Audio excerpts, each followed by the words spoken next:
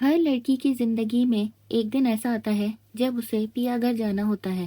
اسے سجایا سنوارا جاتا ہے. اس کے گھر والے مل کر اچھے سے اچھا انتظام کرتے ہیں کہ کوئی کمی نہ رہ جائے. جہیز کے معاملے میں چھوٹی سے چھوٹی چیز کا دھیان رکھا جاتا ہے کہ کسی چیز کی بھی کمی ہماری بیٹی کو کسی پریشانی کا سامنا نہ کرنا پڑے. الغرض والدین بیٹی کی خوشیوں کے لیے اپنی بساط و حیثیت کے مطابق ہر ممکن کوشش کرتے ہیں. میری زندگی میں بھی وہ دن آیا جب مجھے پیا گھر جانا تھا. ایک نیا گھر بسانا تھا. میرے والدین نے بھی میری شادی بڑھ چڑھ کر تیاریاں کی. کوئی کمی نہیں چھوڑی، لیکن میری قسمت میں وہ میری قسمت کی کمی تو دور نہیں کر سکتے تھے. میری شادی جس گھر میں ہو رہی تھی وہ بھرا پورا گھرانہ تھا. میرے جیٹھ جیٹھانی بھی تھے اور دیور اور نندے بھی. میرے شوہر سے سب بڑے تھے سوائے ایک بھائی کے. خیر، میں بہت دھوم دھام سے پیا گھر سدھاری. گھر میں سبھی اچھے تھے، لیکن ساس سسر کے ہوتے ہوئے بھی گھر میں جیٹھ اور نندوں کی حکمرانی تھی. گھر میں ہر کام جیٹھ اور نندوں کی مرضی سے ہوتا تھا، جس پر فی الحال مجھے کوئی اعتراض نہیں تھا، کیونکہ بہرحال وہ سب مجھ سے بڑے تھے اور میں ان کی دل سے عزت کرتی تھی. ویسے بھی میں بچپن سے ہی خاصی ڈرپوک اور دبو قسم کی تھی. ہر بڑے کی بات ماننا اور عزت کرنا اپنا فرض سمجھتی تھی. لیکن کبھی کبھی عجیب بھی لگتا تھا کہ شادی شدہ نندیں ہمارے مسئلوں میں ٹانگ اڑاتی تھی. ہر بات میں اپنا فیصلہ صادر کرتی تھیں، لیکن یہ سوچ کر سر جھٹک دیتی کہ ہلکی پھلکی نوک جھوک تو گھر گھر میں ہوتی ہے، تو پھر یہ مجھے براہ راست تو کوئی کچھ نہیں کہتا، کیونکہ میں کسی کو شکایت کا موقع ہی نہیں دیتی تھی. ہر کام وقت سے پہلے کرنے کی تو میری عادت تھی. سارا دن گھر کے کاموں میں گنچکر بنی رہتی. یہ فیصلہ بھی میری نندوں کا تھا کہ سارے گھر کا کام میں ہی کروں. ہر ایک کی خدمت کرتی، اپنے ہونٹوں پر چپ کی مہر لگائے رہتی اور اپنی زندگی میں مگن رہتی. اس لیے مجھ سے سب خوش تھے. مجھے اور کیا چاہیے تھا؟ میرے شوہر مسعود ایک سیدھے سادے اور اچھے انسان تھے. انہوں نے کبھی اونچی آواز میں بات نہیں کی تھی، بلکہ میری ہر چھوٹی سے چھوٹی ضرورت کا خیال رکھتے تھے. ان کا ساتھ پا کر کوئی بھی عورت فخر کر سکتی تو پھر میں کیوں نہ کرتی؟ رب کی ناشکری کیوں بنتی؟ کیا ہوا اگر مجھے گھر کے تمام کام کرنا پڑتے؟ کیا ہوا جو مجھے ہر ایک کی باتیں سننا پڑتی؟ میں اپنے شوہر کی خاطر ہر دکھ تکلیف سہ جاتی تھی. دن بھر کی تھکن کے بعد جب رات میں اپنے شوہر کا ہنستا مسکراتا چہرہ دیکھتی اور ان کی محبتیں دیکھتی تو دن بھر کی تھکن اتر جاتی اور میں پھر سے دوسرے دن کے صبر آزما حالات کے لیے تیار ہو جاتی. زندگی یوں ہی گزرتی رہی. قدرت نے میری جھولی میں 3 پھول ڈال دیے. سب سے بڑا ایان، پھر بیٹی ایمان اور سب سے چھوٹا چہیتا شایان، جو گھر بھر کی آنکھ کا تارا تھا. بچوں اور اپنے شوہر کے پیار میں مگن میری زندگی کی گاڑی رواں دواں تھی. پتہ ہی نہیں چلا اور 12 سال کا عرصہ بیت گیا. اس دوران میرے پیارے ابو، میری ساس، میرے سسر اس دنیا سے رخصت ہو گئے. ساس سسر کے گزر جانے کے بعد اب میں اپنے جیٹھ جیٹھانی کو ساس سسر کا درجہ دیتی. عزت تو ان کی پہلے بھی کرتی تھی، اب اور زیادہ احترام بڑھ گیا تھا. میرے جیٹھ تو مجھے بیٹی کہتے نہ تھکتے تھے. بیٹی آسیہ یہ کام کر دو، بیٹی ذرا میرے کپڑے سی کر دو، اور میں بھاگ بھاگ کر ان کے تمام کام نپٹا دیتی. زندگی کے سفر میں اچانک تقدیر نے پلٹا کھایا اور میری ہنستی کھیلتی زندگی دکھوں میں تبدیل ہو گئی. اس روز میں معمول کے کاموں میں مصروف تھی. شوہر آفس اور بچے اسکول جا چکے تھے کہ ایک فون آیا جس کے ذریعے یہ اندوہناک خبر ملی کہ میرے شوہر ایکسیڈنٹ میں جاں بحق ہو گئے ہیں. میرے تو ہوش اڑ گئے. میرے چاروں طرف جیسے اندھیرا چھا گیا. مجھے کچھ ہوش نہ رہا. میں غم کی شدت سے نڈھال بے ہوش ہو گئی. شوہر کا جنازہ کب اٹھا، کب تدفین ہوئی، مجھے کچھ خبر نہ تھی. مجھے تو اپنا ہوش نہ تھا. بچے کس حال میں تھے میں نہیں جانتی تھی.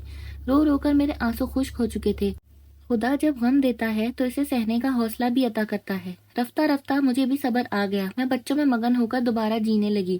لیکن میں نہیں جانتی تھی کہ ابھی میرا امتحان ختم نہیں ہوا. ابھی میری تقدیر کے ترکش میں مجھ پر برسانے کے لیے اور بھی تیر باقی تھے. شوہر کے چہلم پر اگلے روز میں اداس ملول سی اپنے کمرے میں بیٹھی سب سے چھوٹے بیٹے کو سلانے کی کوشش کر رہی تھی، جو اپنے پاپا سے بہت انسیت رکھتا تھا اور اب ہر دم ان کو یاد کیا کرتا تھا. میری بڑی نند کمرے میں داخل ہوئیں اور بیڈ کے کنارے پر ٹک گئیں. کچھ دیر وہ خاموش بیٹھی پہلو بدلتی رہیں. میں کنکھیوں سے ان کا مشاہدہ کر رہی تھی کہ وہ شاید کچھ کہنا چاہتی تھی، لیکن ہچکچا رہی تھیں. ان کا تذبذب دیکھ کر میں اندر ہی اندر ہول رہی تھی. نہ جانے وہ کیا کہنے والی تھی. مجھے گھر سے جانے کا تو نہیں کہیں گی، یا پھر میری دوسری شادی؟ نہیں، بھلا وہ میری دوسری شادی کیوں کروانے لگی؟ میں الجھن سے خود سے سوال کرنے لگی. کچھ سمجھ نہیں آ رہا تھا. میری نند بول اٹھی، دراصل میں تم سے کچھ ضروری بات کرنے آئی ہوں. تم اگر میری بات مان لو گی تو اس میں تمہارا ہی فائدہ ہے، ورنہ پھر. وہ جملہ ادھورا چھوڑ کر مجھے تکنے لگی. ان کی نگاہوں میں ایسی سختی سفاکی تھی کہ میں پوری جان سے لرز کر رہ گئی. باجی آپ کیا کہنا چاہتی ہیں؟ میں کچھ سمجھی نہیں. میں الجھتے ہوئے بولی، میں چاہتی ہوں، بلکہ ہم سب چاہتے ہیں کہ وہ ذرا رک کر مجھے دیکھنے لگی اور پھر بولی کہ تم دوسری شادی کر لو۔ کیا باجی، آپ جانتی ہیں آپ کیا کہہ رہی ہیں؟ میں اچھی طرح جانتی ہوں میں کیا کہہ رہی ہوں، وہ لفظ چباتے ہوئے بولی۔ اور اب تم یہ بھی بات اچھی طرح جان لو کہ عدت کے بعد تمہیں دوسری شادی کرنی ہے، تمہارے پاس سوچنے کے لیے کافی وقت ہے۔ میں نے اسی لیے یہ بات ابھی سے تمہارے کان میں ڈال دی ہے تاکہ تم اس عرصے میں خوب اچھی طرح سوچ سمجھ کے فیصلہ کرو۔ اور ہاں، یاد رہے تمہارا فیصلہ شادی کے حق میں ہونا چاہیے، ورنہ، وہ دھمکی آمیز لہجے میں بولی۔ ورنہ کیا باجی؟ میں اگر انکار کر دوں تو؟ میں سختی سے بولی۔ ان کے لہجے اور باتوں کو سن کر میرا خون کھول اٹھا تھا۔ مجھے ان لوگوں سے یہ توقع نہیں تھی۔ مجھے حیرت ہو رہی تھی کہ وہ اپنی بھابھی کے بارے میں ایسا کیسے سوچ سکتی ہیں۔ میں ان کے بھائی کی بیوی تھی، ان کے گھر کی عزت تھی، پھر وہ ایسی باتیں کیوں کر رہی تھی؟ ان کے ارادے کیا تھے؟ یا اس میں ان کا کیا فائدہ تھا؟ میرے پاس ان سوالوں کے جواب نہیں تھے۔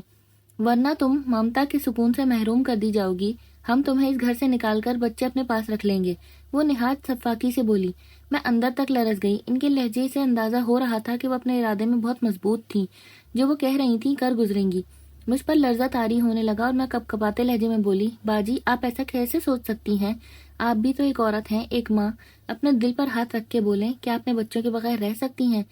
میرے اس جذباتی سوال پر وہ ایک لمحے کو سٹ پٹا گئیں، پھر سنبھلتے ہوئے بولی، تم مجھے خواہ کی جذباتی باتوں میں مت الجھاؤ۔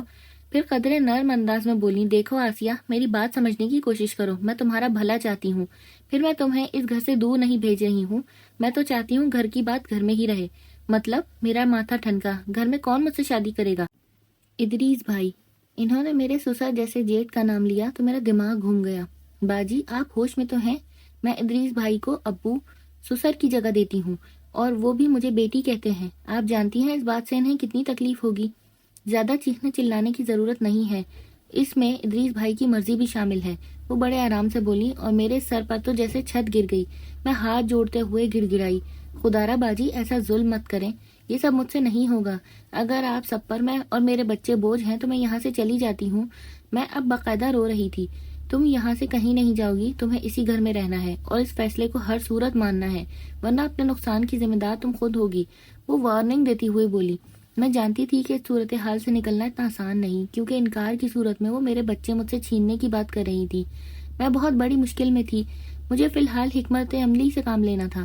چنانچہ میں سنبھلتے ہوئے بولی، ٹھیک ہے باجی، اگر آپ سب کا یہی فیصلہ ہے تو میں سوچ کر جواب دوں گی۔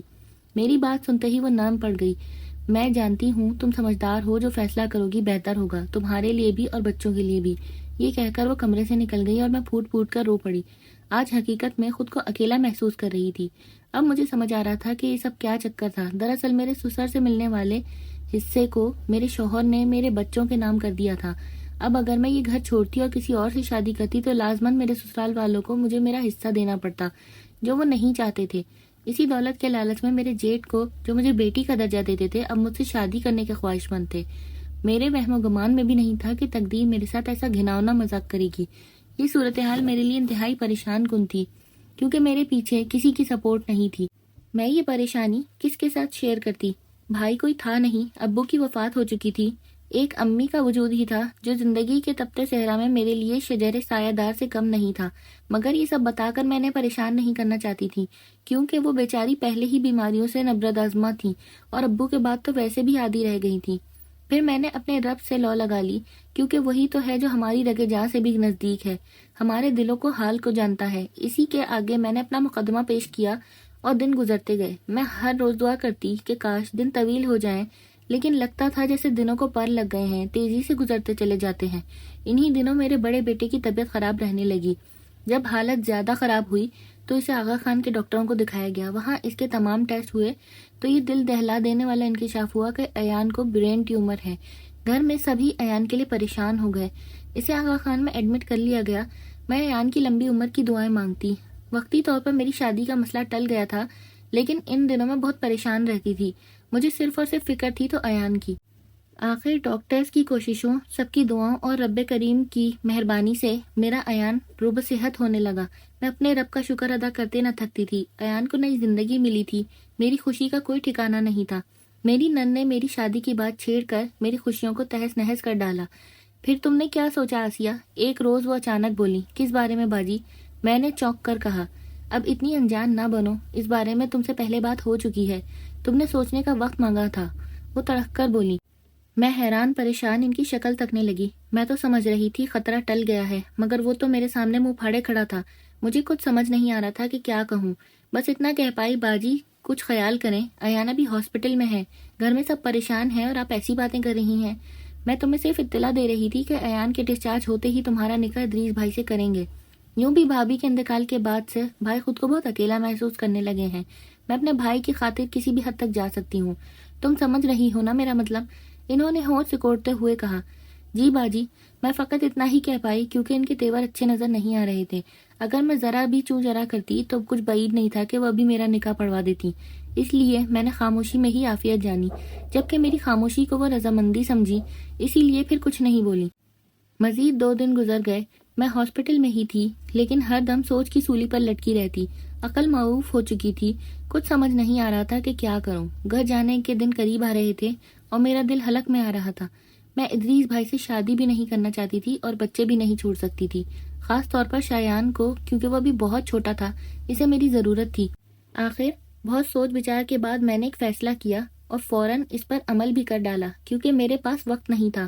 اب میرا فیصلہ صحیح تھا یا غلط یہ میں نہیں جانتی، بس مجھے یہی بہتر لگا۔ دن میں جب میری نند ہاسپٹل آئیں تو میں نے ان پر کچھ ظاہر نہیں ہونے دیا کہ میں کیا کرنے والی ہوں۔ میں نارمل انداز میں ان سے ملی، ان سے باتیں کی اور پھر پروگرام کے مطابق بولی، باجی کیا آپ 2 گھنٹے مزید یہاں رک سکتی ہیں؟ ہاں ہاں کیوں نہیں، کوئی کام ہے کیا؟ وہ دراصل میں گھر جا کر نہانے کا سوچ رہی تھی، ذرا فریش ہو جاتی تو شایان کو نہلا دیتی۔ ٹھیک ہے چلی جاؤ لیکن جلدی آ جانا، میری نند نے تاکید کی۔ اجازت ملنے کی دیر تھی، مجھے جیسے آزادی کا پروانہ مل گیا۔ میں نے سوتے ہوئے ایان کے ماتھے پر طویل محبت بھرا بوسہ دیا کہ میری آنکھیں نم ہو گئیں۔ شایان کو گود میں اٹھایا اور ہاسپٹل سے نکلتی چلی آئی۔ باہر آ کر ایک رکشہ روکا اور اپنی امی کے گھر کے لیے روانہ ہو گئی۔ جی ہاں، میں اپنی امی کے پاس جا رہی تھی، ہمیشہ کے لیے۔ میرے لیے اس کے سوا کوئی چارہ نہیں تھا۔ تمام راستے میری آنکھوں سے اشک بہتے رہے۔ میں اپنے 2 جگر گوشوں کو چھوڑ آئی تھی۔ اس دنیا کی سفاکی نے میرے بچے مجھ سے جدا کر دیے تھے۔ میرا دل خون کے آنسو رو رہا تھا۔ گھر کے دروازے پہ اتر کر کتنی دیر سوچتی رہی کہ امی سے کیا کہوں گی، پھر کانپتے ہاتھوں سے دروازہ کھٹکھٹایا۔